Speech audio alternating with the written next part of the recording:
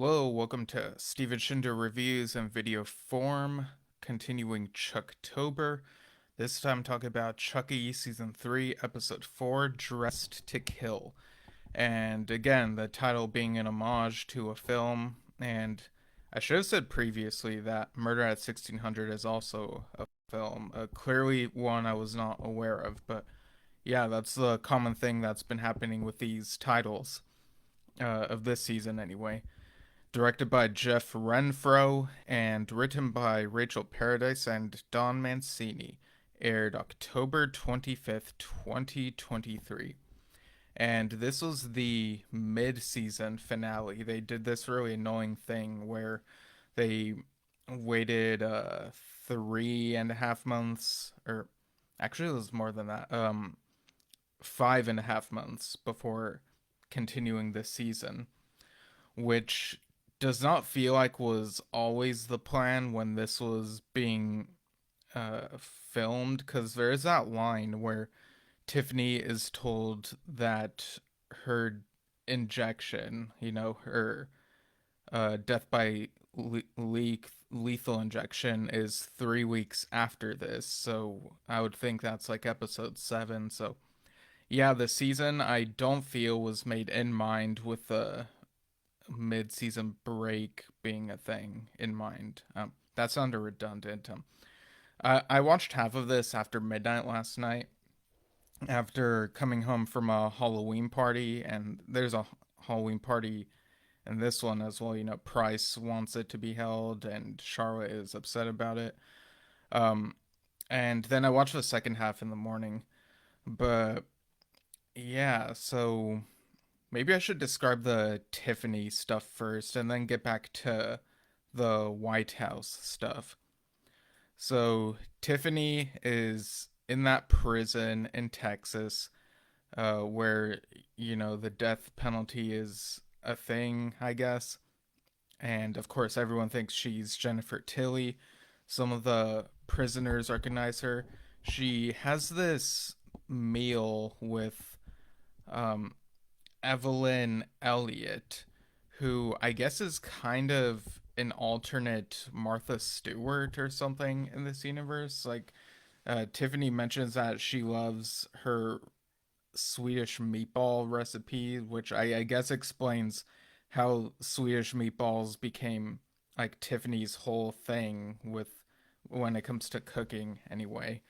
But yeah, Martha Stewart was mentioned as her idol and Bride of Chucky, and then I think in Seed of Chucky, they say on the news that Martha's getting the death penalty, and I remember that came out the same year that um I think there was some legal stuff going on with Martha Stewart, but yeah, obviously exaggerated in the world of Seed of Chucky. So I kind of wonder if maybe they I don't know. They probably wouldn't have been able to get Martha Stewart for this episode either way. So yeah, you have this Evelyn Elliott character, um, and they hit it off. And there's a movie playing in the background.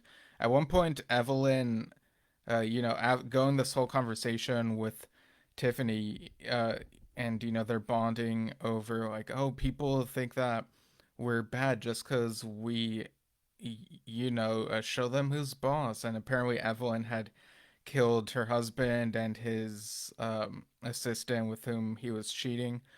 And toward the end of this conversation, it's revealed that Evelyn thought that she was talking to Meg Tilly as opposed to Jennifer Tilly. And Tiffany reveals that she killed Meg. And this really puts off Evelyn, similar to how the death of Meg in season 2 really put me off. Evelyn is like, I had a sister and I would have done anything for her. You disgust me. And it was so good seeing someone, tell Tiffany what's what and how despicable she is for what she did. Like, this moment was so satisfying. This is one of Tiffany's heroes, I guess you could say. And she straight up just despises her and then leaves her alone to like sit alone. But then later on, Tiffany receives her package, which contains her Voodoo for Dummies book, and as well as some voodoo dolls. And she says that these are for her religious beliefs. And I don't really know that I buy that these dolls would have been allowed. Um, but it does sort of go back to, some of the stuff with the voodoo dolls here comes off being kind of goofy, and you might question some of it. It does go back to the first movie, the original Child's Play. You'll remember Chucky used a voodoo doll on Dr. Death, and then I guess when you think about it, it's kind of weird that they never went back to the voodoo dolls until this point. But Tiffany uses it to torture Evelyn while Evelyn is uh, demonstrating, cooking elsewhere in the place. And so she's making her stab herself, and I think even using a potato peeler on her own fingers. And um, Tiffany moves the doll a certain distance, like so that she is able to make it so that Evelyn puts her face on the stove and then into boiling hot water that eventually melts her face off. And I don't really know if the physics of the boiling water having that huge of an effect check out. Like, I don't really know. It might be kind of like the security guard in the hospital, exaggerated effects and stuff like that. But yeah, there was some stuff about this scene that felt kind of goofy, and like I wasn't sure if it really made sense. Like, how does Tiffany know how far to move the doll so that the person goes to where she wants them to be? And how does she know where Evelyn is and her surroundings? Like, I kind of want a headcanon that when one uses a spell from Damballa with a voodoo doll, that it gives them a glimpse of what the surroundings of their target is. Um, like, that's my headcanon. I do wish that something like that had been conveyed in the show. But yeah, there's stuff here that is a bit of a head scratcher, and I'm a little upset that Evelyn gets this fate because I was kind of rooting for her because again I was super upset about the way Meg died, and so Evelyn being in her corner and being against Tiffany. But I guess by this point I'm kind of used to it by now. Characters I don't want to die ending up with these types of fates. And then it was at this point in the rewatch because I couldn't quite remember how things played out when I first watched this episode, where I was like, wait, can't Tiffany just use a voodoo doll to get one of the security guards to free her from her cell and escort her out or something? And then after I thought that, she did use a voodoo doll to make one of the guards who was mean to her and spit gum in her food, make it so that that guard is nicer to her and gives her intel. And so wheels are in motion for Tiffany to plan some sort of breakout. So yeah, I applaud the writers for thinking that part through at least, because it was at the moment where I was like, wait, couldn't she just do this? Um, but yeah, the Tiffany stuff is in motion, and then so getting back to the White House stuff, um, Lexi, Devin, and Jake, they dress up like good guy dolls. They have the outfits, the overalls, the striped clothes, and whatever, but also some accessories. Devin has a construction worker hat, which makes sense. If you think back to the original Child's Play movie, there's that toolkit, and I think Chucky had like some sort of construction worker helmet there. Uh, Jake has a cowboy hat, and yeah, I don't know if these are all based on designs of old good guy dolls, but the construction worker one was definitely a thing. I remember thinking it was really weird that they would dress up as good guy dolls. You know, it's like dressing up like Chucky, and so it's like, is this some psychology thing, some therapy thing where in order to face their fears, they have to conquer them by dressing up like their fears? Or, but I think maybe it's so that they get Chucky's attention and are able to bait him. Because again, they're trying to get footage of him and reveal to the world that he is a killer doll and that he's dangerous. Chucky, meanwhile, has been wearing this Phantom of the Opera mask to conceal uh, some of his face. I do like this look for him. It's a cool look, I would say. Even has a black cape, and I think he has a hat. Um, and he's watching the Halloween ball party, whatever, through a hole in the ceiling. Uh, the trio, they go through security. Um, Lexi gets her, pin confiscated. Jake's rope, lasso thing is confiscated. And then nothing is confiscated from Devin. I wasn't sure if there was a joke there or what, but yeah, they're all in, and Grant shows them around the house. So, Jake and Devin split up from Lexi and Grant so that they can look around for Henry and Chucky. Lexi and Grant kind of have a moment. He plays this song, which I had trouble finding out if it was a song from before this show or if it was made for the show. Like, I don't know, but it feels like a typical.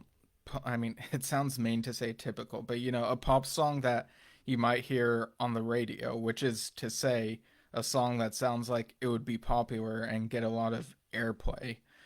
Um, and he sort of sings along to it, and then she talks about Blue Oyster Cult and Don't Fear the Reaper. So a little nod to when she sang that song to Caroline in season one. And then it seems like they have a genuine connection. They kiss for a bit, but yeah, eventually Grant realizes that they were just using him, although Lexi does seem to have actual feelings that she's developed after getting to know him a little bit more. Because when they see Henry with Chucky at the party, they they reveal that they're who they're looking for, and they try video recording Chucky on the phone. And he says, "Hi, I'm Joseph," and Grant tells him to stop video recording, and he's really upset at them, wants them to leave. And then there's a power outage, and President Collins, at one point during the party, he saw what looked like a kid wearing a Phantom of the Opera mask. So it's not Chucky, and I guess this is supposed to be like a vision or a ghost of his deceased son Joseph. And so during this outage, he's like looking for Joseph, and the Chucky doll is um, sort of gone missing, and finds the doll at some point. But then Chucky gets away. The trio are not able to get to him.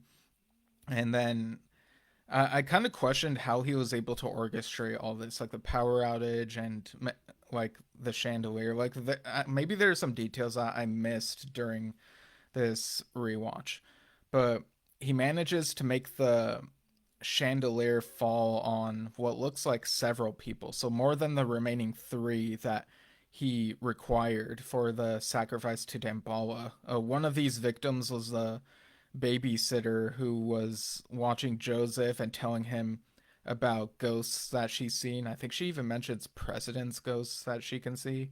So, leaving breadcrumbs of the idea that ghosts could show up in this season. But yeah, she ends up dying, and there are a few others. One of them is a photographer who, gets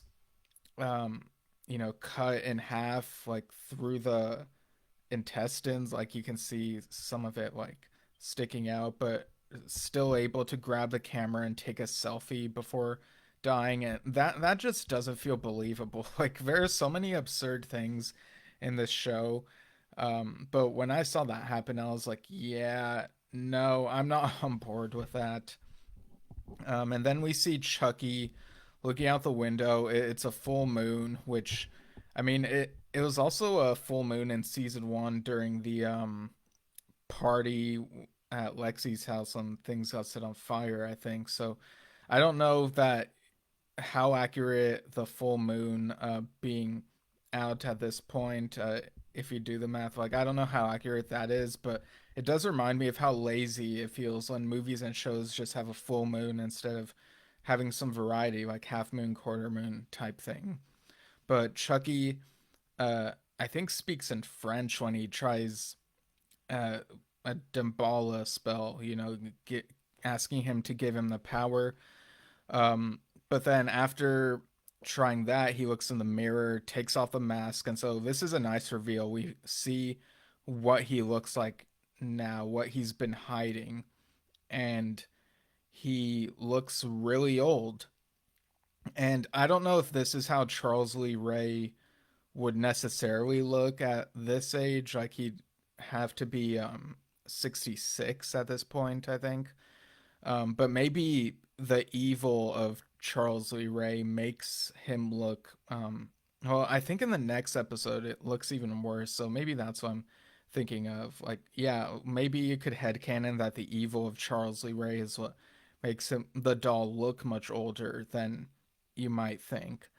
Uh, Henry finds Chucky and he's like, "What's wrong?" And Chucky's like, "I'm fucking dying." And like, what a note to end this mid-season finale on. And then the wait was just so bad. But yeah, I thought this was a good episode, although it did have some head scratchers and absurd moments, which I talked about.